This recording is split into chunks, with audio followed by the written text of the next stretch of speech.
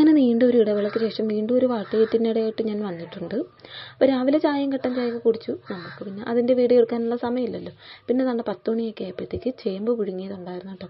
ചേമ്പ് പിന്നെ എൻ്റെ ഇഷ്ടപ്പെട്ട ആഹാരമാണ്. 3 നേരവും ചേമ്പ് വന്നാൽ ഞാൻ സന്തോഷത്തോടെ കഴിക്കും. ചേമ്പിൻ്റെ കൂടെ നമുക്ക് മത്തി തോരനുണ്ട്, ചമ്മന്തിയുണ്ട്, അച്ചാറുണ്ട്, പിന്നെ മുളക് പൊടിച്ചതുണ്ടായിരുന്നു കേട്ടോ.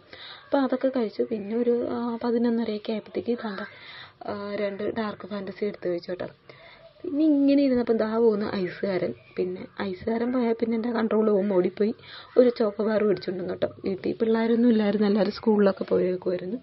അപ്പോൾ എനിക്ക് മാത്രമേ ഞാൻ മേടിച്ചുള്ളൂ. അപ്പം ഒരു ചോക്കോബാർ മേടിച്ച് കഴിച്ചു കേട്ടോ.